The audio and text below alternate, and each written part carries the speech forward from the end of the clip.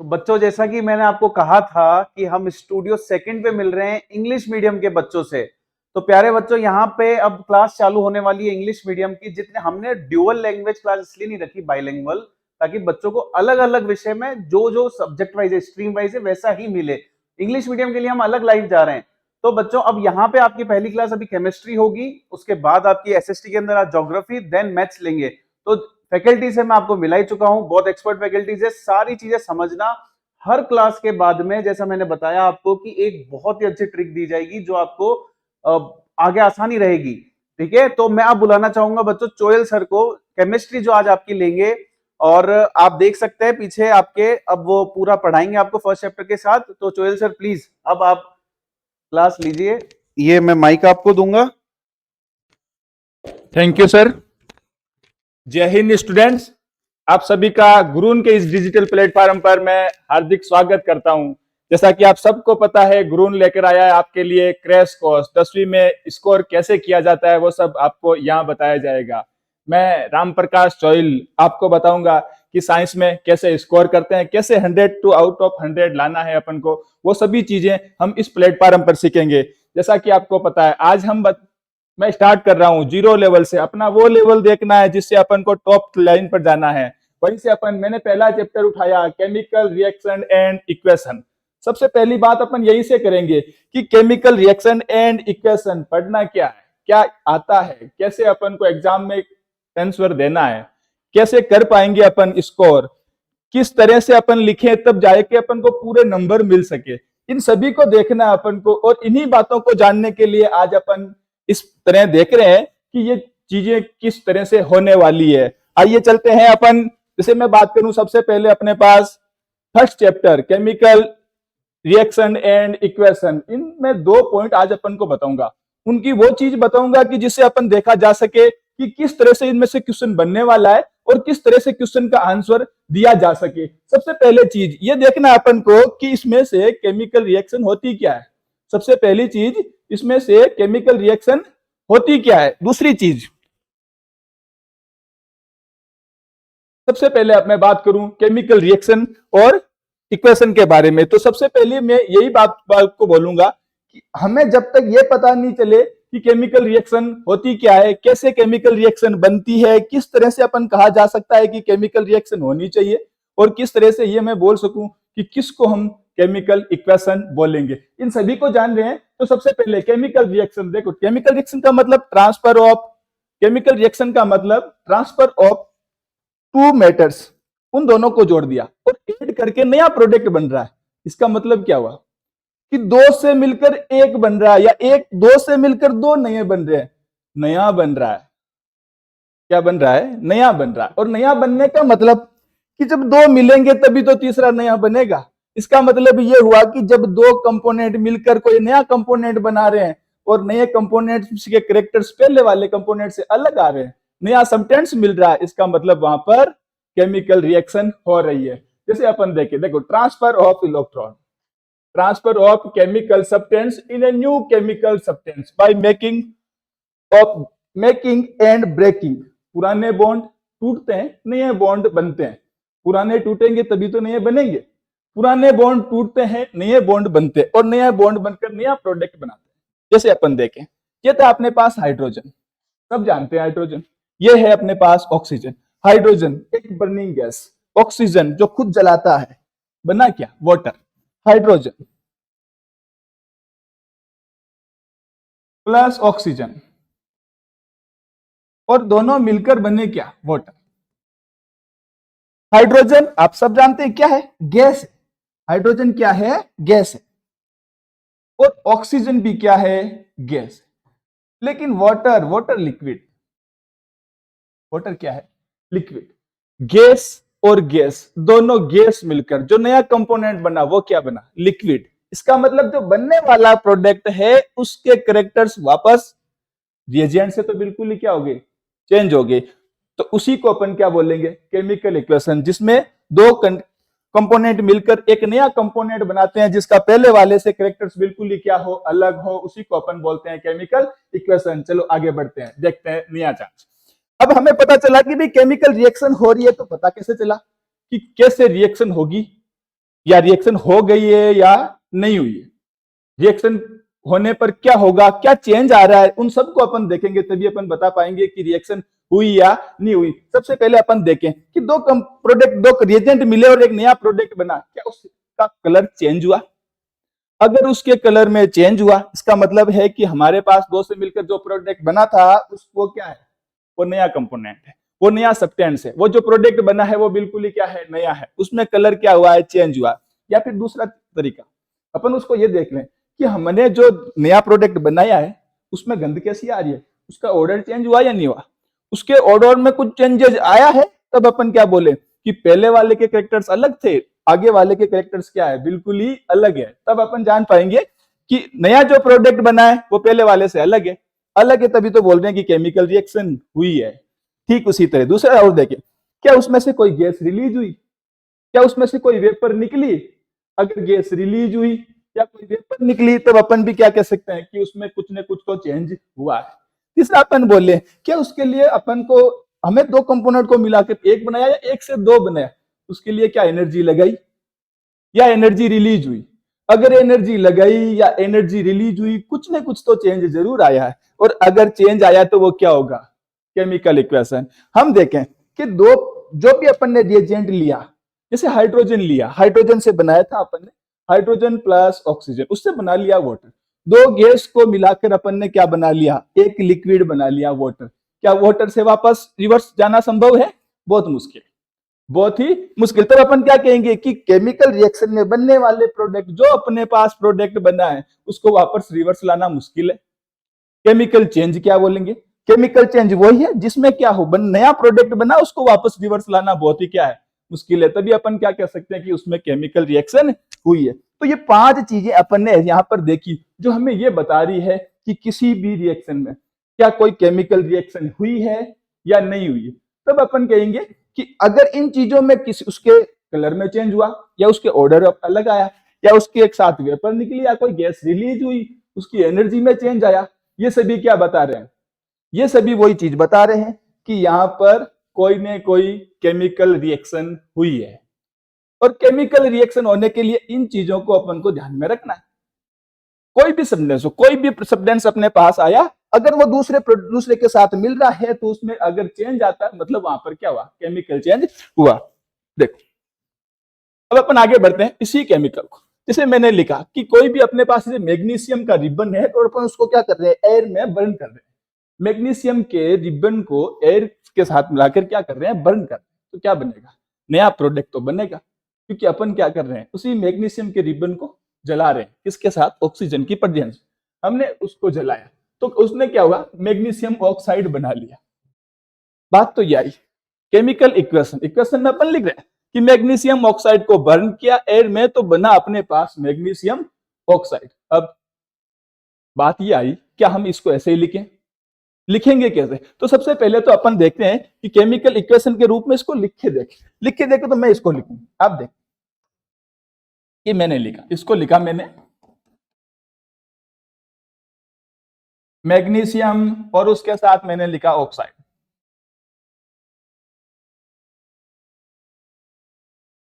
Magnesium plus oxygen बना क्या लिया, मैग्नीशियम ऑक्साइड।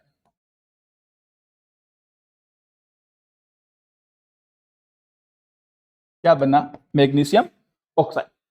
मैग्नीशियम को ऑक्सीजन की प्रेजेंस में ऑक्सीजन के साथ अपन ने मिला के बर्न किया, बना अपने पास मैग्नीशियम ऑक्साइड। इसी जो अपन ने लिखा था रिएक्शन, जो रिएक्शन हो रही थी, हम बोल रहे हैं मैग्नीशियम को, रिबन को अपन जला रहे हैं तो मैग्नीशियम ऑक्साइड बनेगा। जो केमिकल चेंज हुआ है, जो केमिकल रिएक्शन अपन ने बनाई है, उसी को अपन ने किसमें जोड़ दिया, वर्ड्स में लिख के बता दिया। हम इस पूरी रिएक्शन को इस तरह से वर्ड्स में लिख सकते हैं। लेकिन क्या सारी रिएक्शन को वर्ड में लिख पाना संभव है? क्या सभी के सभी जितनी भी रिएक्शन अपन हो रही है इस तरह से वर्ड में लिख पाना संभव है? नहीं। तो कुछ ऐसा तरीका होना चाहिए कि इन केमिकल रिएक्शनों को शॉर्ट में लिखा जा सके, अच्छे से पहचाना जा सके, उसमें क्या चेंजेस हुए वो भी देखा जा सके। तो हमने देखा कि इस तरह से रिएजेंट को अपन ने लिखा। जब केमिकल रिएक्शन अपन ने लिखी तो मैंने इसको वर्ड में लिख के दे दिया आपको कि मैग्नीशियम है, उसको ऑक्सीजन के साथ बर्न किया, बन गया मैग्नीशियम ऑक्साइड। हमने यहाँ पर एक एरो का साइन लगाया है। इससे पहले वाली जो चीज जिसको अपन देख रहे हैं, ये वाला मैग्नीशियम और ये वाला ऑक्सीजन, इस एरो से पहले वाले को अपन क्या बोलते हैं? रिएक्टेंट। क्या बोला जाता है? रिएक्टेंट। और एरो के बाद जो अपना प्रोडक्ट बना है, जो अब आगे बना है, उसको अपन क्या बोलेंगे? प्रोडक्ट। इसका मतलब एक तो नई चीज अपने और सीख ली कि एक केमिकल रिएक्शन में दो पार्ट तो जरूर होंगे, एक तो होगा रिएक्टेंट और दूसरा होगा प्रोडक्ट। रिएक्टेंट मिलेंगे तभी तो प्रोडक्ट बनेगा, रिएक्टेंट के बीच कुछ रिएक्शन होगी तभी तो नया प्रोडक्ट बनेगा। तो उन दोनों को अपन बता रहे हैं कि जैसे अपने पास था मैग्नीशियम और उसको अपन ने ऐड करवा दिया किसके साथ? ऑक्सीजन के साथ। मैग्नीशियम को ऑक्सीजन के साथ रिएक्ट करवाया, तो जाहिर सी बात है कि रिएक्टेंट इनको बोलेंगे, इन दोनों रिएक्टेंट में रिएक्शन होगी तभी तो जाके अपना क्या बनेगा? मैग्नीशियम ऑक्साइड प्रोडक्ट बनेगा। जब दोनों में रिएक्शन होगी तभी तो क्या बनेगा? मैग्नीशियम ऑक्साइड प्रोडक्ट बनेगा। तो जो इस एरो की लाइन वाले इससे पहले जो नजर आ रहे हैं उनको अपन क्या बोलेंगे? रिएक्टेंट। और रिएक्टेंट मिलकर जो बना रहे हैं वो नया सब्सटेंस बन रहा है, उसको अपन क्या बोलेंगे? प्रोडक्ट। जो नया सब्सटेंस बन रहा है वो प्रोडक्ट। और प्रोडक्ट के कैरेक्टर्स रिएक्टेंट से बिल्कुल क्या होते हैं? अलग। और देखिए अपन एक रिएक्शन मैंने अभी जो अपन ने लिखी उसको देखते हैं। जैसे अपन मैं यहां लिख दूं हाइड्रोजन और इसके साथ मैंने ऐड कर दिया ऑक्सीजन,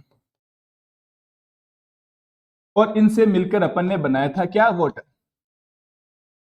हाइड्रोजन और ऑक्सीजन दोनों मिले, इन दोनों को क्या बोलेंगे? इन दोनों को बोलेंगे रिएक्टेंट। क्या बोलेंगे? रिएक्टेंट। दोनों रिएक्टेंट मिलेंगे और मिलकर उनके बीच रिएक्शन होगी तब जाके नया प्रोडक्ट बनेगा, और प्रोडक्ट क्या बना? वाटर। अब वाटर प्रोडक्ट बन गया, प्रोडक्ट के कैरेक्टर्स रिएक्टेंट के कैरेक्टर से बिल्कुल क्या हो गए? चेंज। क्योंकि वाटर क्या है? लिक्विड। और इधर हाइड्रोजन गैस है, ऑक्सीजन गैस है, दो गैसें मिलकर क्या बना लिया? लिक्विड। क्या बना लिया? लिक्विड। इसका मतलब है कि रिएक्टेंट और प्रोडक्ट दोनों के कैरेक्टर्स में क्या आता है? चेंज आता है। और इसी चेंज को अपन क्या बोलते हैं? Chemical change. और इसी को बोलते हैं अपन केमिकल इक्वेशन या केमिकल रिएक्शन। चलो आगे बढ़ते हैं। यानी कि हमने यहां पर सीखा, थोड़ा देखना है, हमने यहां पर सीखा कि इसमें से जो भी अपन केमिकल चेंज होते हैं उनको लिखते कैसे।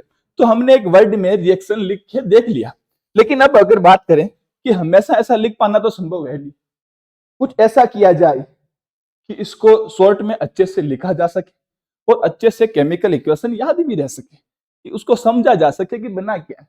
तो हम सबसे पहले अपन बात करते हैं कि इन केमिकल रिएक्शन को अपन सिंबल में कैसे लिखेंगे। तो जो जो अपन ने लिखा, अभी अपन बात कर रहे थे कि जैसे मैंने अभी रिएक्शन लिखी उसी को देखते हैं वापस। जैसे मैंने लिखा मैग्नीशियम और उसमें मैंने जो अपन ने ऐड करवाया था ऑक्सीजन, और उससे बना था मैग्नीशियम ऑक्साइड।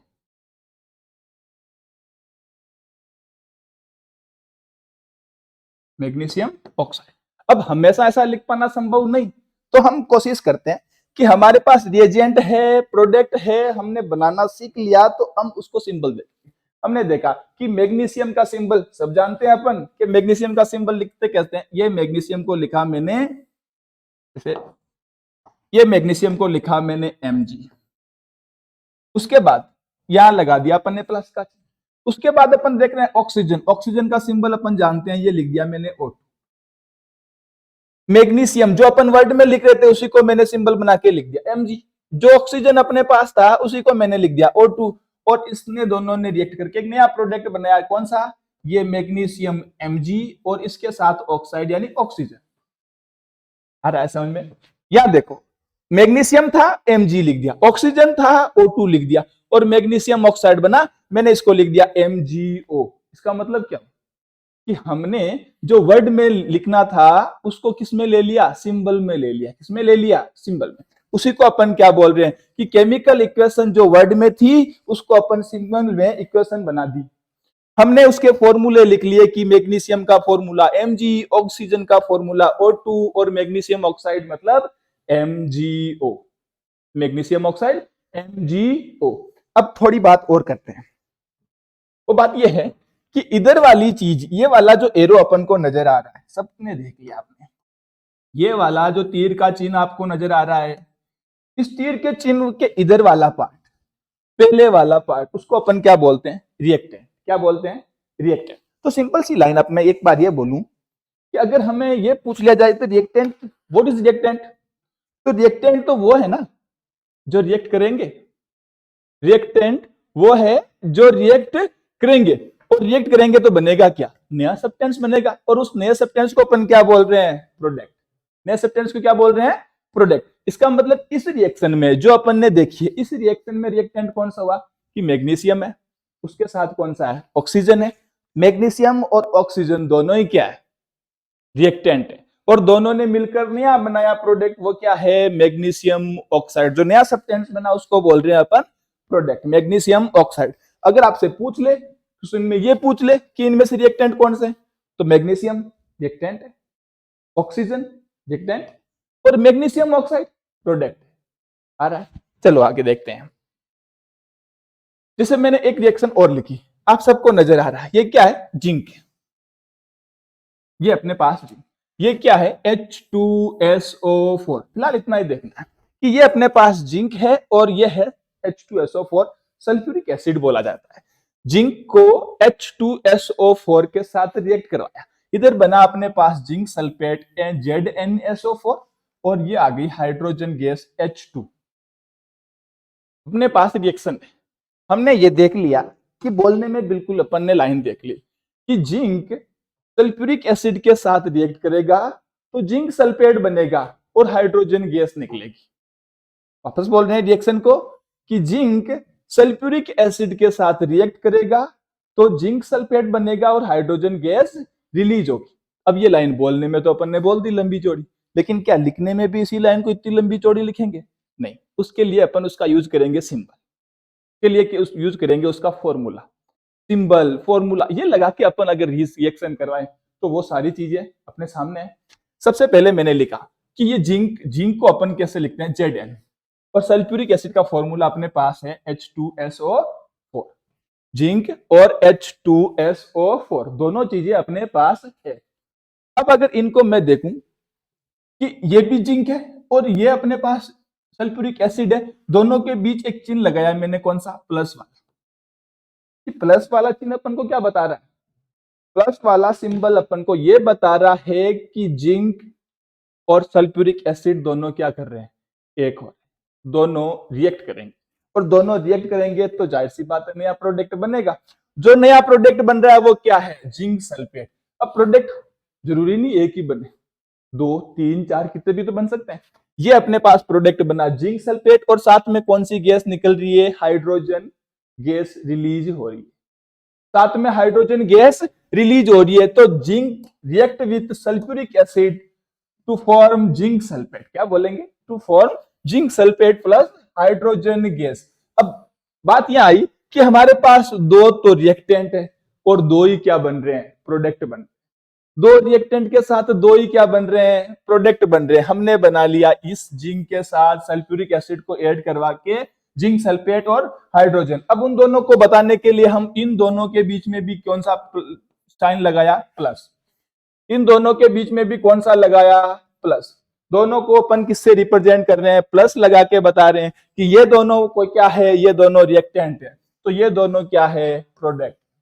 एक तरफ अपने पास रिएक्टेंट है, दूसरी तरफ अपने पास प्रोडक्ट है। देखते हैं एक इक्वेशन और देखते हैं आगे। जैसे मैं एक यहां लिख दूं कि ये लिया मैंने कार्बन और उसके साथ मैंने ऐड कर दिया ये O2, दोनों ने मिलकर बना लिया CO2। ये कार्बन के साथ मैंने ऐड कर दिया कौन सा, ऑक्सीजन, और दोनों ने बना के लिया अपने पास CO2।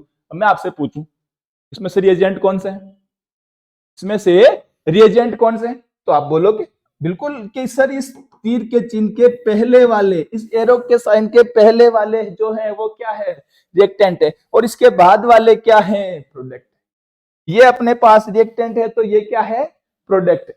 तो अब अपन को ऐसा पूछ ले कि रिएजेंट है क्या, रिएक्टेंट क्या है, तो अपन सीधा बोलेंगे कि रिएक्टेंट वो सब्सटेंस है जो रिएक्ट करते हैं, और प्रोडक्ट वो सब्सटेंस है जो रिएक्टेंट्स के रिएक्ट करने के बाद बना है। प्रोडक्ट वो सब्सटेंस है जो रिएक्टेंट के रिएक्ट करने से बना है। तो इधर वाला अपन क्या बोलेंगे, प्रोडक्ट, इधर वाला अपन क्या बोलेंगे, रिएजेंट, और इन दोनों के बीच में जो साइन लगाया जाता है वो कौन सा है, एरो का साइन। देखो आगे चलते हैं, एक रिएक्शन अपन ने और लिखी, यहां तक अपन ने थोड़ी बहुत रिएक्शन लिखना तो सीख गए, लेकिन ये सबसे बड़ी बात है कि सबसे पहले अपन को यही ध्यान में होना चाहिए कि जो जो अपन लैंग्वेज में बोल रहे हैं उन्हीं के फॉर्मूले को यूज करके अपन क्या बना लें, एक स्केलेटन इक्वेशन बना लें। उन्हीं के फॉर्मूले को यूज करके एक स्केलेटन इक्वेशन बना लें। जैसे अपन ने अभी यूज कर रहे थे ये मैग्नीशियम, पहले वाली बात की थी कि मैग्नीशियम ऑक्सीजन से रिएक्ट करके क्या बनाता है, मैग्नीशियम ऑक्साइड। हमने इसको लिख लिया कि ये वाला है अपने पास मैग्नीशियम, ये रिएक्ट करता है किसके साथ, ऑक्सीजन के साथ। मैग्नीशियम रिएक्ट करेगा किसके साथ, ऑक्सीजन के साथ, और बना क्या लेगा, प्रोडक्ट क्या बना, मैग्नीशियम ऑक्साइड। मैग्नीशियम ने रिएक्ट करके ऑक्सीजन के साथ रिएक्ट होकर बना लिया मैग्नीशियम ऑक्साइड। हमने इसको सिंपल रूप के रूप में लिख दिया, लेकिन इसको बिल्कुल केवल अपन ने कुछ नहीं छेड़ा, जो जो यूज था वो लिख लिया। इसको अपन क्या बोलते हैं, स्केलेटन इक्वेशन। यानी अभी तक ये इक्वेशन हमारे पास क्या है, अनबैलेंस्ड है। सबसे बड़ी कहानी यहां पर है कि हमारे पास जो रिएक्शन है अभी तक क्या है, अनबैलेंस। अनबैलेंस का मतलब है कि हमने जितने रिएक्टेंट लिए थे उस जैसा का वैसा उतना प्रोडक्ट बन रहा है क्या, नहीं बन रहा, कुछ कम है या कुछ ज्यादा है। तो ऐसी रिएक्शन जिसके अंदर अपन ये बता सके कि अभी तक ये पूरी बैलेंस नहीं है, अनबैलेंस रिएक्शन है, केवल हमने उनके फॉर्मूले लिखे हैं, उन्हीं को अपन क्या बोल रहे हैं, स्केलेटन ऑफ इक्वेशन। उसमें सबसे बड़ी बात है कि हमें इस रिएक्शन को अब क्या करना पड़ेगा, बैलेंस करना पड़ेगा। जो अपन ने सब्सटेंस जितना लिया है, तो जाहिर सी बात है जितना अपन रिएक्टेंट ले रहे हैं उतना ही तो प्रोडक्ट बनेगा, जितना रिएक्टेंट ले रहे हैं उतना ही तो प्रोडक्ट बनेगा। अब उससे कम बन रहा है तो भी गलत, उससे ज्यादा बन रहा है तो भी गलत। इसका मतलब हुआ जितना लिया उतना ही बनेगा। तो हमारे पास जो रिएक्शन बनी है हमें कोशिश करनी है सबसे पहले कि उस रिएक्शन को क्या करूं, बैलेंस करूं। तो हमें अब यहां पर क्या सीखेंगे कि रिएक्शन को बैलेंस कैसे करते हैं। अब बड़ी बात यहां पर कि सर हम रिएक्शन को बैलेंस क्यों करें, रिएक्शन को बैलेंस क्यों करें। जो लिखा है ठीक है, जो लैंग्वेज में अपन बोल रहे थे उन्हीं को तो मैंने लिख दिया, लेकिन हम ये जान रहे हैं कि हमने जितना रिएजेंट लिया है क्या उतना का उतना प्रोडक्ट बन रहा है। अगर उतना प्रोडक्ट नहीं बन रहा इसका मतलब हमारी रिएक्शन बैलेंस नहीं है। और बैलेंस करने के लिए हमें रिएजेंट और प्रोडक्ट दोनों को क्या करना पड़ेगा, इक्वल करना पड़ेगा। क्योंकि बिकॉज हमारे पास जो रिएक्टेंट है और जो प्रोडक्ट है उन दोनों का अमाउंट क्या होना चाहिए, सेम होना चाहिए। उनका मास क्या होना चाहिए, सेम होना चाहिए। तभी हम क्या बोल सकते हैं कि दोनों के दोनों जो अपन रिएक्शन लिखी जा रही है वो रिएक्शन क्या है, बैलेंस है। देखते हैं रिएक्शन बैलेंस। रिएक्शन बैलेंस का अपन को इतना सा ध्यान रखना, अभी अपन ने लिखी थी मैग्नीशियम और ऑक्सीजन की रिएक्शन। मैं बोलूं जो रिएक्शन अपन ने लिखी उस रिएक्शन में हमारे पास इधर एक मैग्नीशियम था और दो ऑक्सीजन थे। क्या था, एक मैग्नीशियम और दो ऑक्सीजन। जैसे आपने यहां देखा मैग्नीशियम तो एक है, ऑक्सीजन कितने हैं, दो है। इसका मतलब ये डबल है, मैग्नीशियम से क्या है, डबल है। और जो अपन ने रिएजेंट जो प्रोडक्ट बनाया उस प्रोडक्ट में तो एक ही मैग्नीशियम है। ठीक है सर, जितना अपन ने लिया है उतना चल ही रहा है, जितना अपन ने लिया उतना चल रहा है। जैसे यहाँ पर मैग्नीशियम एक था तो इधर भी मैग्नीशियम कितना है, एक ही। चलो सर यहां तक तो काम हो गया, मैग्नीशियम तो दोनों तरफ बराबर। तो अब बात आई यहाँ ऑक्सीजन की, कि ऑक्सीजन इधर तो अपन कितने ले रहे हैं, दो, और इधर ऑक्सीजन एक। ऐसा कैसे हो सकता है, ये तो एक ही है, इधर कितने हैं, दो। इसका मतलब हमारी रिएक्शन अभी बैलेंस नहीं है। हमें रिएक्शन को बैलेंस करने के लिए कुछ तो करना पड़ेगा। या तो इधर दो ऑक्सीजन है तो दो ऑक्सीजन बने, दो ऑक्सीजन है तो इधर भी दो ऑक्सीजन बने। जैसे अपन ने लिया ये मैग्नीशियम है, इसके साथ दो ऑक्सीजन लिए हैं तो इधर तो इतना ही बन रहा है, MgO। मैग्नीशियम कितने, एक, ऑक्सीजन कितना, एक। अब सिंपल सी लाइन अपन ने देख ली कि इसमें देखूं मैं मैग्नीशियम अपने पास ये चेक, अपन ने यही बोला कि इस एरो के दोनों तरफ ये जो एरो वाला है इधर वाले को अपन लिख ले हैं रिएक्टेंट, ये रिएजेंट, और ये हो गया प्रोडक्ट। एक तरफ रिएजेंट दूसरी तरफ प्रोडक्ट। हम बोल रहे हैं कि इसमें जितना अमाउंट अपन यूज ले रहे हैं उतना का उतना अमाउंट यहां आना चाहिए, जितना यहां ले रहे हैं उतना का उतना यहां आना चाहिए। ऐसा क्यों, ऐसा ये बता रहा है law of conservation of mass, कि ये बता रहा है कि जितना अपन लिए उतना ही होगा, क्योंकि matter can be neither be create और नॉर बी डिस्ट्रॉयड। मैटर को ना तो नया बना सकते, ना ही उसको खत्म कर सकते। तो इसका मतलब यह है कि हमें ये लाइन तो ध्यान में रखनी है। वो लाइन ये है कि रिएजेंट जितना लेंगे उतना ही प्रोडक्ट बनेगा, ना तो कम और ना ही ज्यादा। हमने इस एरो के पहले देखा, यहां पर मैग्नीशियम अपन ने देखा, रिएक्टेंट में मैग्नीशियम 1 है और प्रोडक्ट में भी अपने पास मैग्नीशियम 1 है। अच्छा हुआ, काम हो गया, ये तो ठीक है। ये एक, ये भी एक, चलो इसका तो झंझट खत्म। दूसरा अपन ने देखा ऑक्सीजन, इधर ऑक्सीजन 2, इधर ऑक्सीजन 1। ये तो बड़ी गलत बात हो गई कि दोनों तरफ बराबर नहीं है तो अपन को क्या करना पड़ेगा, इस रिएक्शन को बैलेंस करना पड़ेगा। ठीक इसी रिएक्शन को मैंने इधर देखा कि मैं एक ऑक्सीजन की जगह क्या, मैग्नीशियम की जगह 2 मैग्नीशियम कर लिए, एक ये वाला और दूसरा। अब 2 मैग्नीशियम इधर है, 2 ऑक्सीजन। सेम कंडीशन में इधर भी मैग्नीशियम ऑक्साइड और इधर भी मैग्नीशियम ऑक्साइड। ये लिया, 2 मैग्नीशियम लिए, उसको 2 ऑक्सीजन से रिएक्ट करवाया, तो 2 MgO बन गया। 2 MgO अपने पास बन गया। 2 Mg प्लस O2 क्या बना, 2 MgO। अगर अपन देखें इस एरो के पहले वाले को क्या बोलते हैं, प्रोडक्ट, रिएजेंट। इस एरो के पहले वाले को क्या बोल रहे हैं, रिएजेंट। आगे वाले को क्या बोल रहे हैं, प्रोडक्ट। रिएजेंट में अपने पास मैग्नीशियम 2, ऑक्सीजन भी 2, प्रोडक्ट में मैग्नीशियम 2 और ऑक्सीजन भी 2। हमारे पास मैग्नीशियम इधर भी 2, इधर भी 2, ऑक्सीजन इधर भी 2 और इधर भी। अब हम इसको क्या बोल सकते हैं कि अब हमारे पास जो रिएक्शन है वो बैलेंस्ड है। बैलेंस का मतलब है कि जितने रिएजेंट है उतनी हमारे पास क्या है, प्रोडक्ट। कुछ आया समझ में? यानी कि हमें ये कहानी तो याद रखनी है कि हम जो रिएक्शन यूज ले रहे हैं उस रिएक्शन में रिएजेंट, जितने रिएजेंट काम में ले रहे हैं उतने के उतने हमारे पास क्या बनने चाहिए, प्रोडक्ट बनने चाहिए। यानी रिएजेंट और प्रोडक्ट सेम होने चाहिए, तभी अपन उस रिएक्शन को क्या बोल सकते हैं, बैलेंस। तो सर क्या सारी रिएक्शन को बैलेंस करना है? बिल्कुल करना है। अब बैलेंस करना है तो उसका कोई तरीका भी होगा। बिल्कुल तरीका, अपन देखते हैं कि रिएक्शन को कैसे करना है। बैलेंस करना है तो हमें दोनों तरफ नंबर ऑफ मॉलिक्यूल रिएजेंट में और प्रोडक्ट में क्या करने होंगे, इक्वल करने होंगे। जैसे कि अपन एक एग्जांपल लेते हैं, आज सीखते हैं कि रिएक्शन को बैलेंस कैसे किया जाता है। अक्सर हमारे एग्जाम में 10th क्लास के एग्जाम में एक क्वेश्चन तो यहां से बनेगा, 100% यहां से क्वेश्चन एक बनता है, हर बार बनता है। वो ये कहता है कि कोई भी अपन को एक इक्वेशन दे दी और उस इक्वेशन को बैलेंस करना बोलता है।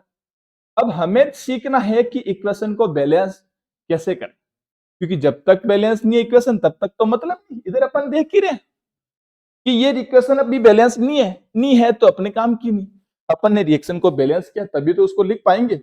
तो रिएक्शन को बैलेंस करने का तरीका अपन को सीखना है। जैसे अपन देखें, हमने देखा सबसे पहले एक इक्वेशन ली मैंने, ये अब आपके सामने नजर आ रही है, Fe+2H2 बना लिया है इसने, Fe3O4+H2।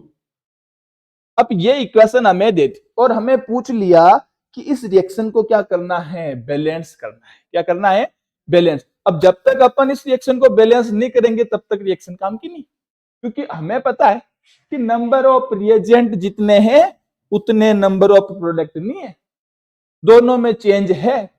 इधर वाले कम है या इधर वाले कम है, जब तक दोनों में डिफरेंस है तब तक अपनी रिएक्शन बैलेंस नहीं है। तो आइए सीखते हैं कि रिएक्शन को बैलेंस कैसे किया जाता है। रिएक्शन को बैलेंस कैसे किया जाता है तो अपन देखें, ये लिखा अपन ने आयरन, ये लिखा मैंने आयरन, तो उसको अपन ने दे दिया H2, ये Fe3O4+H2। हमने देखा इधर ऑक्सीजन, इधर अपने पास जो दे रखा आयरन दे रखा H2O दे रखा, उन सभी में अपन देख रहे हैं कि इधर हमारे पास ऑक्सीजन कितना, 1, और इधर हमारे पास ऑक्सीजन कितने, 4। ये 4 ऑक्सीजन है और इधर कितना है, 1 है। तो दोनों में अपन देख रहे हैं कि इधर 4 है इधर 1 है, तो अपन क्या करें, इसको इससे क्रॉस मल्टीप्लाई करें। क्रॉस मल्टीप्लाई किया तो मैं इसको सबसे पहले ऐसे सॉल्व करूंगा कि हम इतना सा जान लें कि इधर 4 ऑक्सीजन है इधर 1 है, तो मैं इधर भी 4 कर दूं। कितना कर दिया, 4। दोनों में अपन ने देख लिया कि इधर 4 कर दिया तो ये भी 4 अपने साथ हो गया और इधर भी 4 अपने साथ हो गया। हमारा एक काम तो हो गया। एक काम ये हुआ कि हमने दोनों तरफ क्या बैलेंस कर लिया, ऑक्सीजन बैलेंस कर लिया। यानी स्टेप में, फर्स्ट स्टेप में अपन ने दोनों तरफ देखा है कि ऑक्सीजन कितने, इधर के ऑक्सीजन 4, इधर भी ऑक्सीजन अपने पास कितने हो गए 4। चलो आगे देखते, ऑक्सीजन तो बैलेंस हो गया। अब इधर 4 अपन ने ऑक्सीजन हो गए, तो इधर देखा अपन ने आयरन कितने अपने पास, आयरन तो एक ही है। इधर आयरन कितने अपने पास, Ap3 है, इधर 1 और इधर 3। हमें देखना इधर 1 है और इधर 3 है। क्यों ना मैं ऐसे करूं कि इस 1 वाले को भी 3 से मल्टीप्लाई कर दूं, तो अपने पास ये भी कितने हो जाएंगे, 3 हो जाएंगे। तो ये भी लिखा मैंने 3, इधर भी अपने पास 3 हो गए और इधर भी अपने पास 3 हो गए। इसका मतलब ये हमारे पास क्या हो गई, आयरन भी बैलेंस हो गया और हमारे पास ऑक्सीजन भी बैलेंस हो गया। सिर्फ एक चीज हमारे पास अभी भी और है जो हमारे पास अनबैलेंस्ड है, वो क्या हो सकती है, वो हमारे पास है हाइड्रोजन। तो अपन एक और देखते हैं। हमने देखा आयरन लगा लिए 3, वाटर मॉलिक्यूल में अपन ने 4 लगाते, ऑक्सीजन भी अपने पास हो गया, दोनों तरफ की कंडीशन अब अपने पास ठीक है। देखते हैं अब हमारे पास इधर देखा अपन ने, ये 2 है, ये 4, 2 into 4 अपने पास 8 हाइड्रोजन तो रिएक्टेंट में। और इधर अपन ने देखा कि इधर तो हाइड्रोजन 2 ही है, इधर 8 है और इधर हाइड्रोजन 2 ही। तो इसका मतलब मैंने लिया कि इधर 2 है, इधर 4, क्यों ना मैं इसको 4 से मल्टीप्लाई कर दूं, तो हमारे पास रिएक्शन बनी। इसका मतलब इन सभी से अपन ने निकाल के देखा तो रिएक्शन क्या बनी, 3Fe + 4H2O।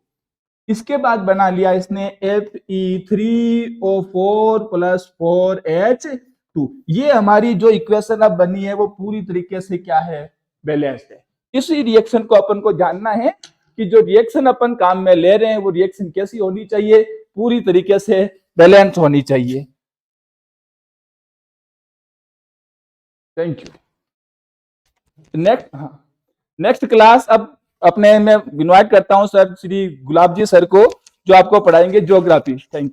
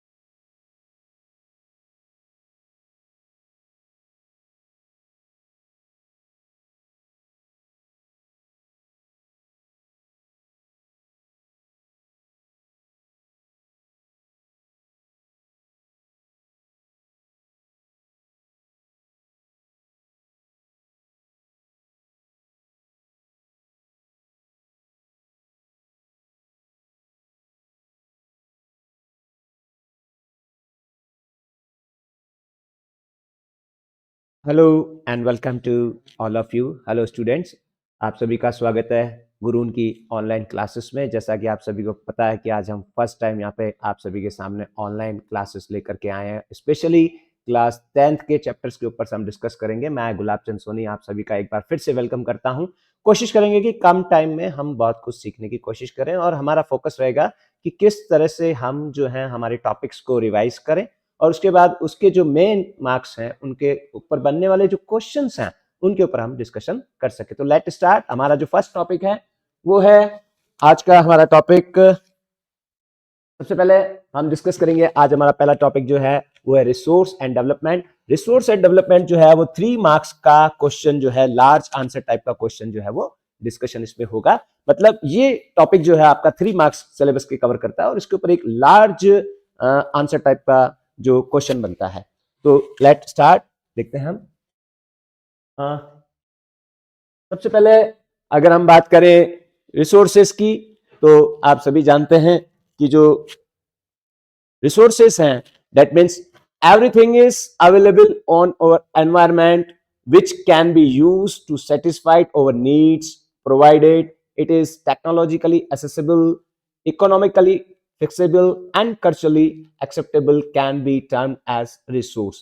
तो अगर आपको रिसोर्स की डेफिनेशन पूछी जा सकती है तो आप ये कह सकते हैं कि हमारी जो अर्थ है उसमें बहुत सारे एलिमेंट्स ऐसे हैं जो हमारी नीड्स को फुलफिल करते हैं, लेकिन हम उसको इकोनॉमिकली जो है निकालने में, उन रिसोर्स तक पहुंचने में कैपेबल होने चाहिए। और दूसरी बात ये कि जो है वो कल्चरली उसको एक्सेप्टेबल होना चाहिए, तो वो जो है वो रिसोर्सेस कहलाते हैं। नीचे आप देख सकते हैं कि एक डायग्राम दे रहे हैं जिसमें लिखा हुआ है interdependent relationship between nature, technology and institutions. यहां पर हम सबसे पहले इस डायग्राम को समझते हैं। देखिए, नेचर, मदर नेचर जो हमारा फिजिकल एनवायरनमेंट है, फिजिकल एनवायरनमेंट में मदर नेचर ने हमको बहुत सारे एलिमेंट्स दिए हैं, ठीक है। उन एलिमेंट्स में से हम अपनी जो नीड है, जो एलिमेंट्स हमारी नीड्स को फुलफिल कर सकते हैं, जैसे हमारी नीड है फूड, तो फूड को फुलफिल करने के लिए हमें एग्रीकल्चर करनी पड़ती है और एग्रीकल्चर के लिए हमें सॉइल चाहिए, ठीक है। तो सॉइल मदर नेचर ने हमें दी और हम टेक्नोलॉजी यूज करते हैं, ह्यूमन बीइंग्स। टेक्नोलॉजी वो सिंपल भी हो सकती है और साइंटिफिक टेक्नोलॉजी भी हो सकती है। जब हम लैंड यूज करते हैं, एग्रीकल्चर करते हैं, टेक्नोलॉजी यूज करते हैं, तो हम कोई प्रोडक्ट तैयार करते हैं। जैसे हमने एग्रीकल्चर से वीट को तैयार किया और उस वीट को हम अलग अलग जो है कैटेगरीज में मॉडिफाइड करते हैं, जैसे वीट फ्लोर बना दिया, ब्रेड बना दी, और उसके बाद इंस्टीट्यूट्स मतलब मार्केट में हम उसको लेकर जाते हैं और मार्केट जो है वो ह्यूमन बीइंग्स को डिस्ट्रीब्यूट करता है। तो इस तरह से रिसोर्सेज जो है 3 स्टेजेस से होकर के सभी तक उनका डिस्ट्रीब्यूशन होता है। अब हम बात करते हैं क्लासिफिकेशन ऑफ रिसोर्सेज। देखिए, तो these resources can be classified in the following ways. देखिए, on the basis of origin, मतलब उनका ओरिजिन कहां से हुआ है, वो 2 तरह के हो सकते हैं, बायोटिक और abiotic. On the basis of accessibility, कि उनकी लाइफ कितनी है, कितने, क्या वो वापस हमारे पास आ सकते हैं, क्या हम उनको रिन्यू कर सकते हैं या वो नॉन रिन्यूएबल है। फिर हम देखते हैं on the basis of ownership, जो रिसोर्सेज हैं, who is the master of the resources, जिसके पास इंडिविजुअल है, वो कोई पर्सन है, कोई कम्युनिटी है, नेशनल है या इंटरनेशनल रिसोर्सेज हैं। And on the basis of states of जो डेवलपमेंट है उसमें है पोटेंशियल, डेवलप, स्टॉक और रिजर्व।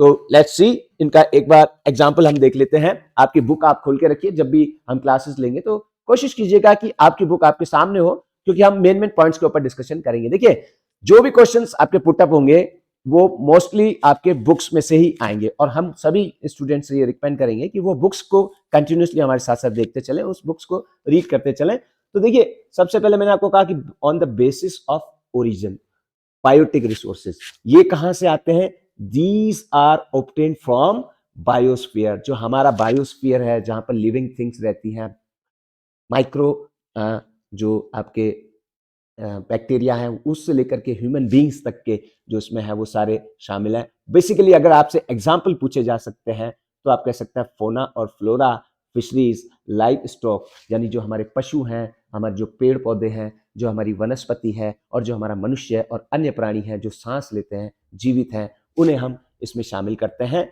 और जो एबायोटिक रिसोर्सेस हैं, that means all these things which are compressed or non-living things are called abiotic resources। जो non-living things हैं, non-living things का एग्जाम्पल क्या है, रॉक्स हैं और हमारे मिनरल्स हैं, ठीक है, ऑन द बेसिस ऑफ एक्सेसिबिलिटीज।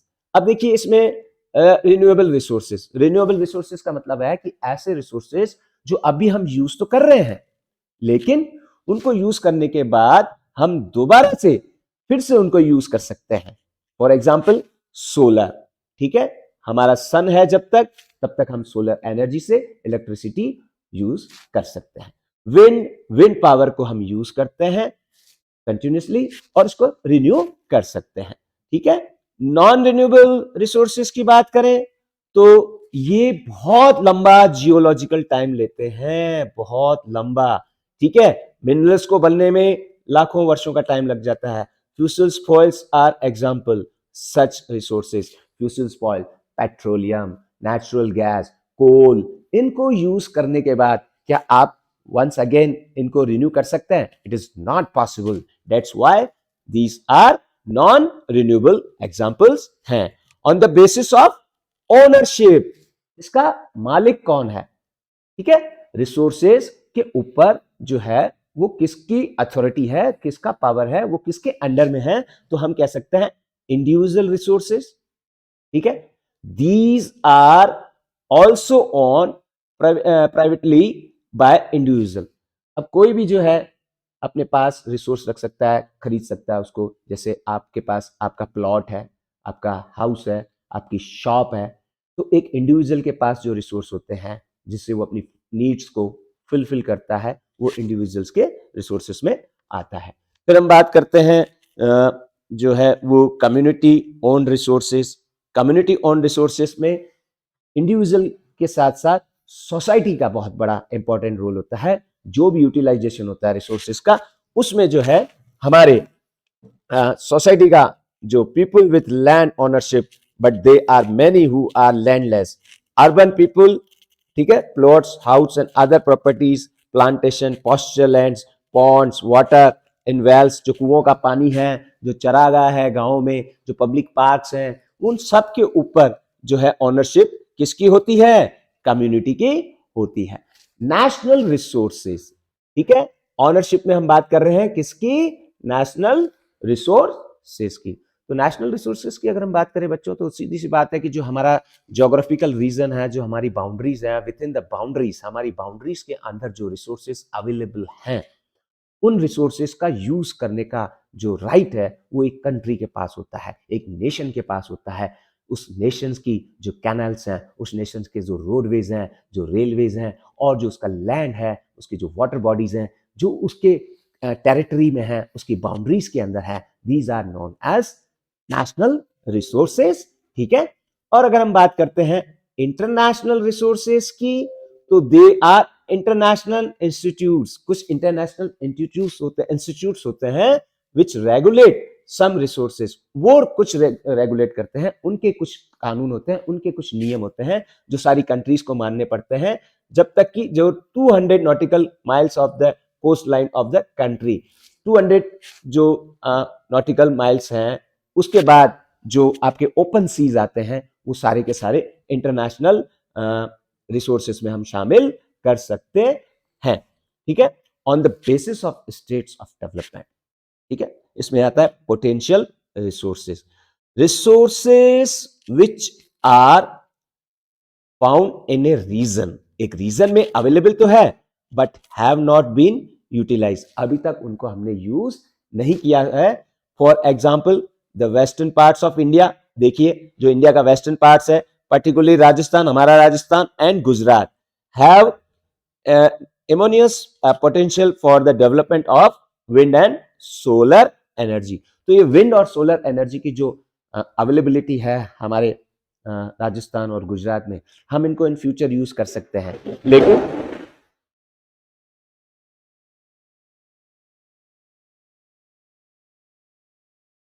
लेकिन हम यहां देखें आगे, तो डेवलप रिसोर्सेज की बात अगर हम करें, तो resources which are surveyed and quality और क्वांटिटी, हम उसकी सर्वे कर चुके हैं, उनकी क्वालिटी और उनकी क्वांटिटी को देख चुके हैं, और उनका जो आगे यूज हो सकता है, उन्हें हम डेवलप रिसोर्सेज में शामिल करते हैं। स्टॉक, स्टॉक का मतलब है कि अभी हमारे पास उसका स्टॉक है, इन फ्यूचर हम टेक्निकली उसको यूज करने में अवेलेबल हो पाएंगे। ठीक है, और रिजर्व में क्या है कि रिजर्व में हमने are the subset of stock, stock का ही एक हिस्सा है, which can be put into use with the help of existing technology now how, but their use has not been started। हम उनको जैसे जैसे टेक्नोलॉजी डेवलपमेंट होगा हम उनको यूज कर पाएंगे। तो ये जो है वो रिसोर्सेज के जो है हमने क्लासिफिकेशन देखा कि किस तरह से हम रिसोर्सेज को क्लासिफिकेशन कर सकते हैं। आपको ये माइंड में रखना है कि ओरिजिन के हिसाब से हम उसको बायोटिक और एबायोटिक में डिवाइड कर सकते हैं। ऑनरशिप के अकॉर्डिंग हम उनको इंडिविजुअल और हम उनको कम्युनिटी के अकॉर्डिंग हम उनको नेशनल और इंटरनेशनल के अकॉर्डिंग जो है क्लासिफिकेशन कर सकते हैं। क्योंकि देखिए 3 मार्क्स का क्वेश्चन बनता है इसके ऊपर, तो हो सकता है कि वो एक पर्टिकुलर रिसोर्सेज के ऊपर आपसे क्वेश्चन पूछ ले कि रिसोर्सेज को क्लासिफाइड कीजिए according to the ownership, resources को क्लासिफाइड कीजिए according to the their origin. तो ये 2 पॉइंट आपको यहाँ पे ध्यान रखने पड़ेंगे और उनके एग्जाम्पल्स को भी आपको यहाँ पे ध्यान रखना है। अब हम देखते हैं कि डेवलपमेंट ऑफ रिसोर्सेज की बात करें तो देखिए ह्यूमन डेवलपमेंट के लिए हर कंट्री अपने रिसोर्सेज का मैक्सिमम यूटिलाइजेशन करना चाहती है ह्यूमन सर्वाइवल के लिए वो, और maintaining the quality of life, हमारी लाइफ की क्वालिटी को मेंटेन करने के लिए हमें रिसोर्सेज को डेवलप करना पड़ता है।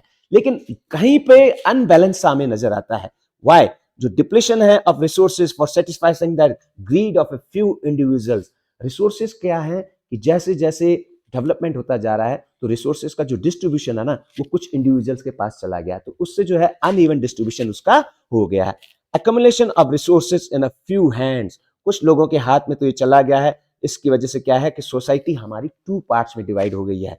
एक तो जिनके पास हैं और जो रिच हैं उनके पास रिसोर्सेज हैं, और जो पुअर हैं उनके पास रिसोर्सेज बिल्कुल भी नहीं है। तो हमें रिसोर्सेज का जो ये अनइवन डिस्ट्रीब्यूशन है उसको हमें दूर करना होगा। ठीक है बच्चों, ये तो एक जनरल बात थी कि हम रिसोर्सेज को कैसे डेवलप करें। अब आपको जो मेन पॉइंट है उस पर कॉन्सेंट्रेट करना है, वो है सस्टेनेबल डेवलपमेंट। सस्टेनेबल डेवलपमेंट ये एक बहुत बड़ा कंसेप्ट है, इसके ऊपर आप सोचिए। सस्टेनेबल मतलब आप जो इस समय आपकी जो जनरेशन जो है वो जो रिसोर्सेज को यूज कर रही है, क्या आप उन रिसोर्सेज को अपनी एज में ही खत्म कर देना चाहते हैं?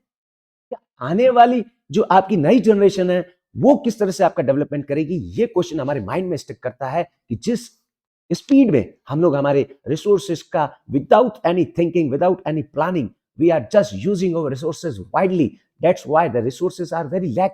What will do the next generation? अगली जनरेशन हमारी क्या करेगी? इसके लिए ये जरूरी है कि हम सस्टेनेबल डेवलपमेंट के ऊपर कॉन्सेंट्रेट करें। सस्टेनेबल डेवलपमेंट की सिंपल डेफिनेशन हम कह सकते हैं कि sustainable economic development means the development should be take place without damaging the environment. The development in the present should not comprise with the needs of the future generation.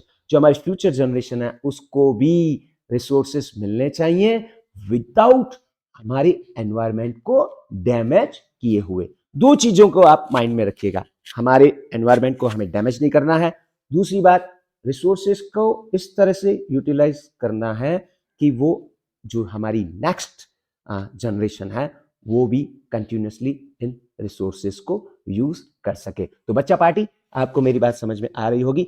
Next इसमें जो 2 point है ना जिसके ऊपर questions पुटअप्स किए जा सकते हैं, बेसिकली आज जो मुझे नजर आता है वो है रियो डी जेनेरो अर्थ समिट 1992।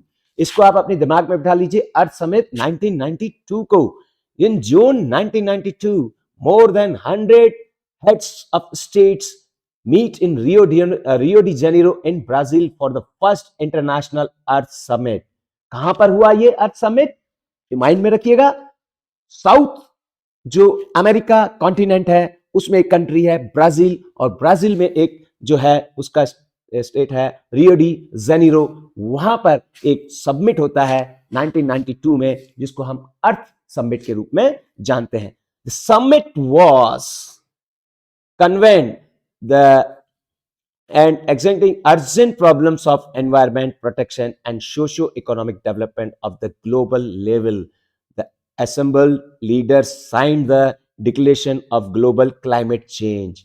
इसके ऊपर उन्होंने साइन किए, उन्होंने जो डिस्कशन किया इस समिट में, जो हेड्स इकट्ठे हुए थे 100 स्टेट्स के, उनके माइंड में क्या चल रहा था? They just want to save over earth by the जो ग्लोबल क्लाइमेट चेंजेस हो रहे हैं, जो बायोलॉजिकल डाइवर्सिटी हो रही है, वो जो खतरे में आ रही है, उसको बचाने के लिए और इकोनॉमिक और सोशल जो हमारे डेवलपमेंट है उसको कंटिन्यू रखने के लिए रियो डी जेनेरो में ये हमारा एक सबमिट होता है जिसको हम अर्थ समिट के नाम से जानते हैं। इसी को एजेंडा 21 कहते हैं। एजेंडा 21 क्या है? एजेंडा 21 जो डिक्लेरेशन हुआ, जो साइन किया गया डॉक्यूमेंट्स 1992 में at the United nation conference में एनवायरमेंट एंड डेवलपमेंट यूएनसीटी के द्वारा, इसमें उन्होंने जो अचीव रखे, टारगेट्स रखे, ठीक है, एनवायरमेंट डैमेज को करने के लिए, पुअर्टी को दूर कम करने के लिए, disease through global cooperation and common interest जो थे उनके, म्यूचुअल नीड्स हैं उनको शेयर करने के लिए जो उन्होंने डिक्लेरेशन किया, वो किस तरह से काम करेंगे, उन्होंने जो लिस्ट बनाई, टू डू लिस्ट, उसी को हम एजेंडा 21 के नाम से जानते हैं। तो आपने यहाँ सस्टेनेबल डेवलपमेंट को देखा, एजेंडा 21 को देखा, इनको आपको एक बार फिर से रिवाइज करना है, अच्छे से रिवाइज करना है, क्योंकि ये एग्जाम पॉइंट ऑफ व्यू से बहुत ज्यादा इंपॉर्टेंट है। ठीक है, चलते हैं next. Resources planning. Resources planning की अगर हम बात करें तो रिसोर्सेस प्लानिंग का मतलब क्या है कि देखिए, रिसोर्सेस प्लानिंग से हमारा मतलब है कि रिसोर्सेस जितने भी हैं वो अनइवन डिस्ट्रीब्यूट हैं, और उन अनइवन डिस्ट्रीब्यूशन को कम करने के लिए और उसको सभी जगह डिस्ट्रीब्यूट इवन करने के लिए हमें सोचना पड़ता है, प्लानिंग करनी पड़ती है। तो प्लानिंग कैसे करें? जैसे आप समझें इस चीज को कि जो कुछ रिसोर्स एरियाज हैं, जैसे example the state of Jharkhand, ठीक है, Chhattisgarh and Madhya Pradesh rich in minerals and coal deposits, ठीक है। इंडिया का Arunachal Pradesh has abundance of water resources but lack in industrial development, ठीक है। अब state Rajasthan is very well endowed with solar and wind energy but lacks in water resources। Rajasthan में solar और wind energy बहुत ज्यादा है, अरुणाचल में बहुत ज्यादा वाटर है, छत्तीसगढ़, मध्य प्रदेश, झारखंड में बहुत ज्यादा कोल डिपॉजिट और मिनरल्स हैं। तो बाकी स्टेट्स का क्या होगा? इसलिए हम जो है इस तरह से डिस्ट्रीब्यूशन करते हैं कि जहां जो रिसोर्सेस नहीं है वहां उन रिसोर्सेस को पहुंचाया जाए। जैसे राजस्थान है तो वेस्टर्न राजस्थान की अगर हम बात करें तो वेस्टर्न राजस्थान में डेजर्ट है, वहां पे वाटर की कमी है, तो हम वहां पे इरिगेशन के लिए जो है इंदिरा गांधी कैनाल लेकर आए, तो वहां पे हमने डेवलपमेंट किया। इसी तरह से जो दूसरे रिसोर्सेस हैं जहां कोल वगैरह हैं उनको हम दूसरी जगह पहुंचाने की कोशिश करते हैं। This is call for balance resource planning at the national, state and regional and local levels, ठीक है। ओके, यहां तक आपको समझ में आ गया होगा, ठीक है। अब हम बात करते हैं सीधी हमारे एक मेन रिसोर्स के ऊपर जो आपके एग्जाम के पॉइंट ऑफ व्यू से ज्यादा इंपॉर्टेंट है।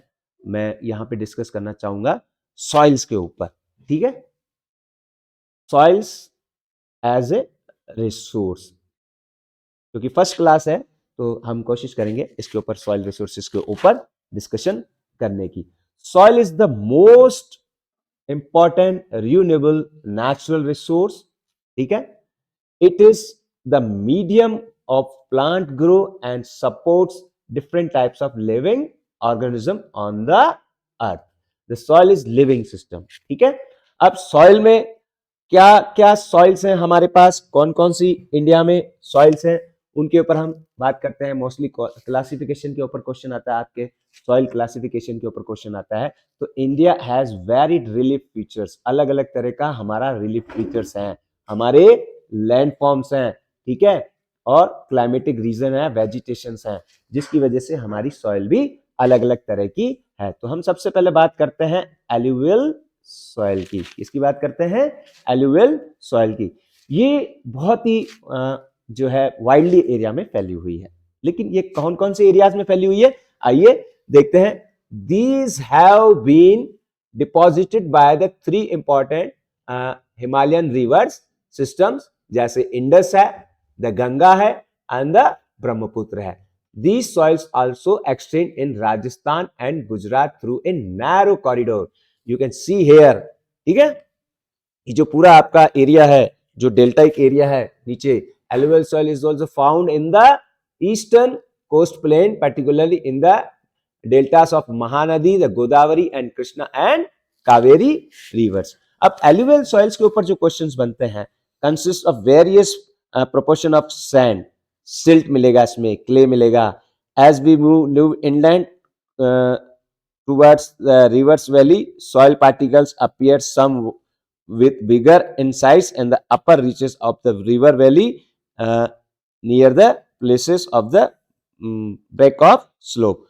तो यहाँ पे बात करें सॉइल्स के डिस्ट्रीब्यूशन की, तो हमें दो तरह के यहाँ पे सॉइल्स के, एलुवियल सॉइल्स के दो पार्ट्स देखने को मिलते हैं यहाँ पे, जिसको आप ध्यान रख लीजिए. खादर और भांगड़ में हम डिवाइड कर रहे हैं. तो एलुवियल सॉइल में खादर और भांगड़ में क्या होता है, जहां न्यू एलुवियल सॉइल है उसको तो हम बोलते हैं खादर. देखिए रिवर्स में फ्लड आती है, फ्लड आने के बाद उसका वाटर जो है स्प्रेड हो जाता है दूर दूर तक, ठीक है. तो वहां पे हर साल नई सॉइल, एलुवियल सॉइल ला करके बिछा दी जाती है. दिस इज नोन एज खादर. खादर ज्यादा फर्टाइल होता है, हर साल रिन्यूएबल होता है. भांगड़ जो है वो थोड़ा अपर लेवल पे होता है, वहां फ्लड का पानी नहीं पहुंच पाता, वहां की जो सॉइल है वो थोड़ी लेस फर्टाइल होती है, थोड़ी उसमें जो पार्टिकल्स की जो मोटाई है वो ज्यादा होती है. तो खादर और भांगड़ के ऊपर अगर क्वेश्चन बनता है तो आपको ये ध्यान में रखना है कि जो आपकी न्यू एलुवियल सॉइल है that is known as khadar, और जो आपकी ओल्ड सॉइल है that is known as bhangar. ठीक है, फिर हम बात करते हैं. तो आज की क्लास में इतना ही, आगे हम इसको कंटिन्यू करेंगे. Thank you.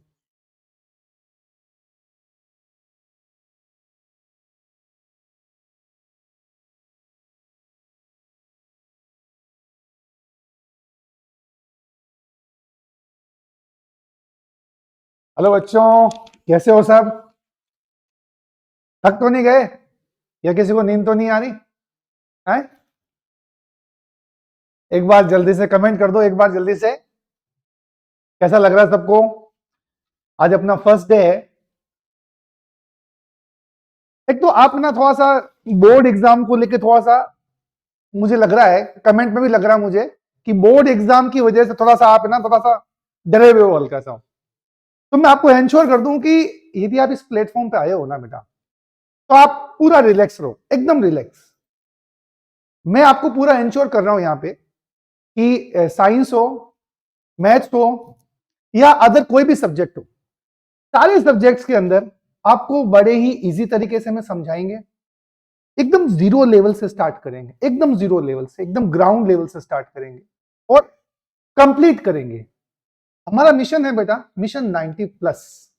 हम 90+ की तरफ बढ़ रहे हैं. यानी हम ये चाहते हैं कि हर एक बच्चे के हर एक सब्जेक्ट में डी लगे और उसके साथ साथ जो बच्चे कैपेबल हैं वो 95+ ही मार्क्स गेन करें. और उसके लिए हम आपको पूरा साथ देंगे. कमेंट बॉक्स से अच्छा लगा मुझे आप सबका रेस्पॉन्स देके, उसके लिए बहुत बहुत थैंक यू. आपने इतना अच्छा प्यार दिया हमें और ऐसे ही आप रोज प्यार देते रहे. हम आपके साथ इससे अच्छा मटेरियल लेके आएंगे. आज की जो क्लासें हुई है उन सब की आपको नोट्स और पीडीएफ हमारे व्हाट्सएप लिंक पर मिल जाएगी. आप हमें व्हाट्सएप करें और व्हाट्सएप करोगे तो हम आपको हमारे नोट्स जो हैं वो अवेलेबल करवा देंगे. मैं जीएस जादव, मैं लूंगा अभी आपके मैथ्स. और मैथ्स एक ऐसा सब्जेक्ट है जिसमें बच्चे बहुत ज्यादा डरते हैं. कोई बिल्कुल आपको डरने की जरूरत नहीं है. मैं आपको एंश्योर करवा रहा हूं, जो मैं अभी आपको यहां पढ़ाऊंगा और जिस तरह से मैं क्वेश्चंस करवाऊंगा बोर्ड एग्जाम में, वो ऑलमोस्ट वही क्वेश्चंस आएंगे. ये मैं आपको एंश्योर करवा. मुझे कम से कम आज देख लीजिए 12 से 13 साल हो गए पढ़ाते हुए और ऑलमोस्ट सारी फैकल्टी को इतना ही एक्सपीरियंस है. तो इस प्लेटफॉर्म के ऊपर जितनी भी फैकल्टी होगी वो बहुत ही एक्सपीरियंस फैकल्टी होगी. तो अब सबसे पहले मैथ्स पढ़ने से पहले आपको अपनी कॉपी और पेन ये हाथ में ले लेना है, बिकॉज मैथ्स में बिना कॉपी पेन के कोई मतलब नहीं है. आप मेरे साथ जुड़े हैं तो आपको मेरे साथ मैथ सोल्व करनी है.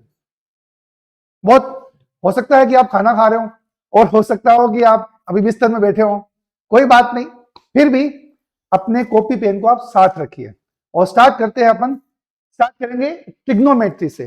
देखो बहुत ही इंपॉर्टेंट एक्सरसाइज है ट्रिग्नोमेट्री. आगे के लिए भी ट्रिग्नोमेट्री इंपॉर्टेंट है. कमेंट बॉक्स में आप ये भी बता सकते हैं मुझे कि कल या परसों जब ये एक्सरसाइज खत्म होगी उसके बाद आप पहले कौन सी एक्सरसाइज पढ़ना चाहते हैं। हम आपके अकॉर्डिंग चलना चाहते हैं, ठीक है। और जो भी मैं पढ़ाऊंगा, जो पैनल के नोट्स होंगे वो, और इसके बाद में इस मेरे हैंड रिटन नोट्स वो भी मैथ्स के आपको अवेलेबल कर दिए जाएंगे हमारे व्हाट्सएप चैनल पर। तो आप व्हाट्सएप करिए और व्हाट्सएप आपको सारा लिंक मिल जाएगा इसका, ठीक है। चलो तो देखो बेटा, सबसे पहले बात करते हैं बोर्ड एग्जाम के अंदर इसके ब्लूप्रिंट की। तो इंट्रोडक्शन ऑफ ट्रिग्नोमेट्री ये आएगा। इसके अंदर जो 2 क्वेश्चन आएंगे वो तो आएंगे शॉर्ट क्वेश्चन आएंगे 1 मार्क्स के। इसके साथ साथ एक 4 मार्क्स का 1 क्वेश्चन आएगा और 2 आपके आएंगे इसके अंदर एमसीक्यू 1 मार्क्स के। तो टोटल मिला के ये सबसे ज्यादा मार्क्स का चैप्टर है, यानी वो है 8 मार्क्स का चैप्टर। और मैं एंश्योर करवा रहा हूं जो मेरे नोट्स होंगे वो जो जिस तरह से मैं एक्सरसाइज करवाऊंगा आपको, आप मान के चलिए आपका एक भी मार्क्स नहीं कटेगा। लिखना कैसे है वो सारी चीजें बताऊंगा, जुड़े रहिए मेरे साथ। तो चलो स्टार्ट करते हैं बेटा अपन। देखो सबसे पहले ट्रिग्नोमेट्री के अंदर एक चीज देखिए, एक वर्ड यूज करते हैं अपन, राइट एंगल ट्राइंगल, ठीक है। सभी को पता है कि राइट एंगल ट्राइंगल क्या होता है। तो मैं एक राइट एंगल ट्राइंगल ड्रॉ कर रहा हूं। इस राइट एंगल ट्राइंगल के अंदर ये है आपका एंगल एक थीटा, ठीक है। ट्रिग्नोमेट्री के अंदर हम बेसिकली जितने भी डिस्कशन होंगे वो राइट एंगल ट्राइंगल के लिए होंगे। तो इसमें मैं कह रहा हूं यदि ये एंगल है आपका थीटा, तो थीटा के सामने वाला हमेशा होता है बेटा आपका परपेंडिकुलर। ये एक होगा एंगल 90 डिग्री। 90 डिग्री के सामने वाला जो ये एज होगी उसको बोलेंगे अपन हाइपोटेनियस। और 90 और थीटा जहां पर होगा उसको बोलेंगे अपन बेस। देखो मुझे पता है बहुत सारे बच्चों को ये चीज पता भी है, हम 0 से स्टार्ट करते हैं बेटा, है ना। तो आप ये कह सकते हो कि सर फास्ट चलिए, हम फास्ट चलेंगे, क्रैश कोर्स कर रहे हैं, हम 0 से स्टार्ट करेंगे और बहुत ही धीरे धीरे करते हुए, फास्ट करते हुए हम 2 या 3 दिन में ये पूरी क्लास खत्म कर देंगे। तो सबसे पहले थीटा के सामने वाला होता है बेटा आपका परपेंडिकुलर, 90 के सामने वाला होता है बेटा आपका हाइपोटेनियस, और जहां पर 90 और थीटा दोनों हो उस एज को अपन क्या बोलते हैं बेटा बेस, ठीक है।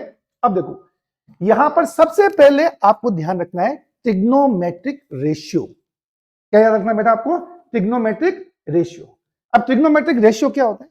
तो देखो इधर, यानी जो ये एजेस है, ये एज और ये एज, इन तीनों एजेस के रेशियो को हम बोलते हैं ट्रिग्नोमेट्रिक रेशियो। तो सबसे पहले ट्रिग्नोमेट्रिक रेशियो आता है बेटा आपका साइन थीटा। पहले कौन सा आता है आपका? Sine theta. साथ में आता है बेटा आपका कॉस थीटा, एक आता है बेटा आपका टेन थीटा, एक आता है बेटा आपका कोसेक थीटा, एक आता है बेटा आपका सेक थीटा, और एक आता है बेटा आपका कॉट थीटा, ठीक है।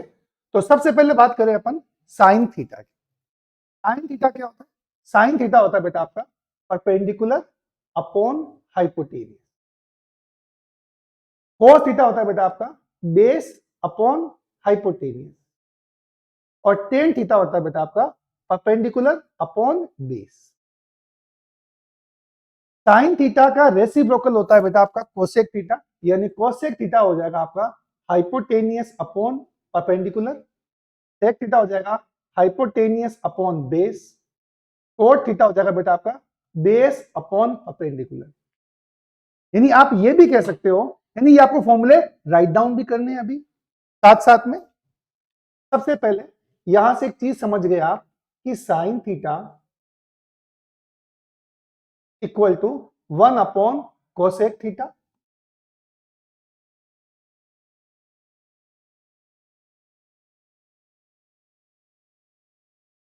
इसके बाद में cos theta equals to 1 upon sec theta,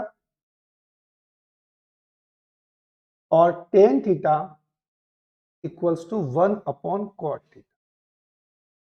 तो ये ट्रिग्नोमेट्रिक रेशियो आपको हमेशा याद रखने हैं।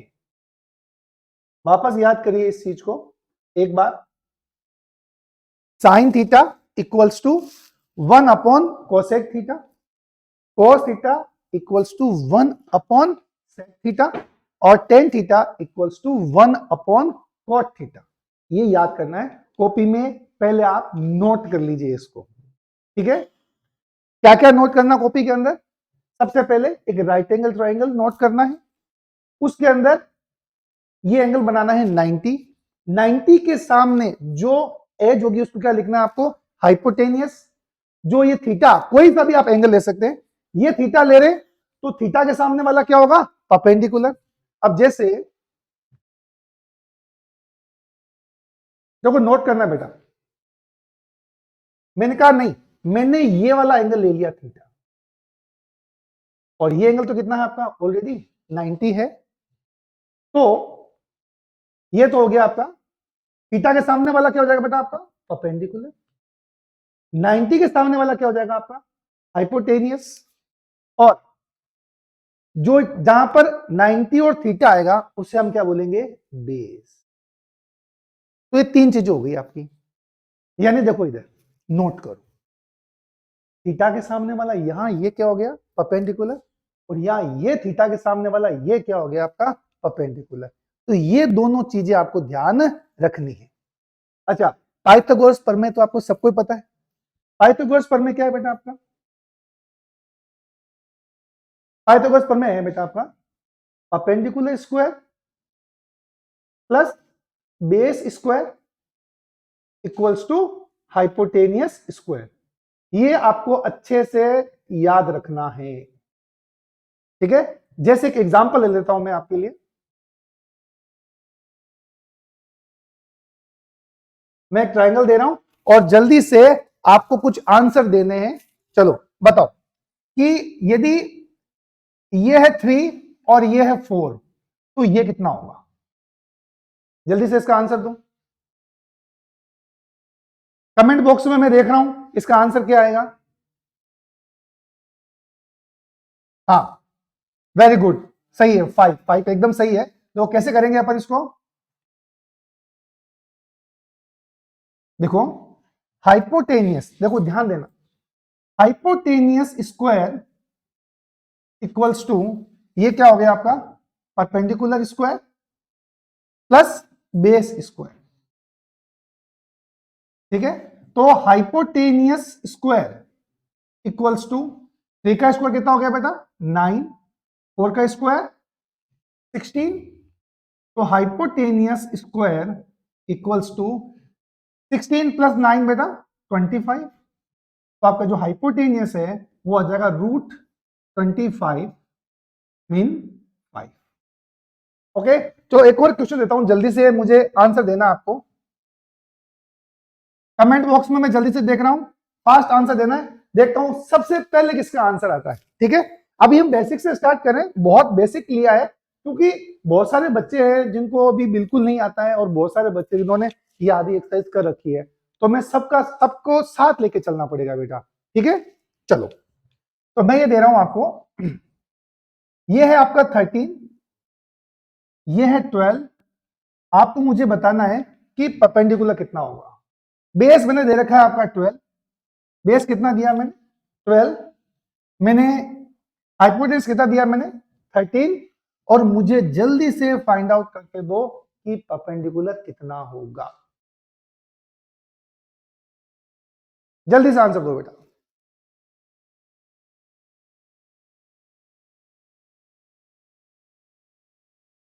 हाँ वेरी गुड, इसका आंसर कितना आएगा? अगेन सेम आंसर आएगा, कितना बेटा? 5। अब वो कैसे आएगा देखो बेटा, वापस अपन देखते हैं एक बार। देखो ये क्या है आपका, मैंने ये थीटा देना भूल गया, उसके लिए सॉरी बेटा। थीटा, ये थीटा है तो ये क्या हो गया बेटा आपका? परपेंडिकुलर। ये क्या हो गया आपका? बेस। और ये कितना हो गया आपका? हाइपोटेनियस। अब मैं यहां पर क्या बोलूंगा वापस? Perpendicular square plus base square equals to hypotenuse square, ठीक है। चलो तो देखो परपेंडिकुलर का स्क्वायर इक्वल्स टू क्या हो जाएगा? ये hypotenuse square minus base square. Perpendicular square equals to hypotenuse का स्क्वायर कितना हो जाएगा बेटा 13 का स्क्वायर माइनस बेस का स्क्वायर कितना हो गया आपका 12 का स्क्वायर यानी 144 इधर देखो तो परपेंडिकुलर स्क्वायर इक्वल्स टू 13 का स्क्वायर कितना हो गया 169 माइनस 12 का स्क्वायर कितना हो गया बेटा 144 तो परपेंडिकुलर स्क्वायर इक्वल्स टू देखो 9 माइनस 4 5 6 माइनस 4 2 कितना हो गया बेटा आपका 25 तो यहां से परपेंडिकुलर कितना आ गया आपका बेटा रूट 25 यानी 5 ठीक है। तो कल से अपन ये एक्सरसाइज स्टार्ट करेंगे पूरी ठीक है 8 मार्क्स की है आप मेरे साथ जुड़े रहिए। आज हमारा इंट्रोडक्शन पीरियड था ठीक है तो आप चाहें तो कमेंट बॉक्स में यही बता सकते हैं कि आपको सबसे पहले कौन सी एक्सरसाइज पढ़नी है। थैंक यू सो मच धन्यवाद।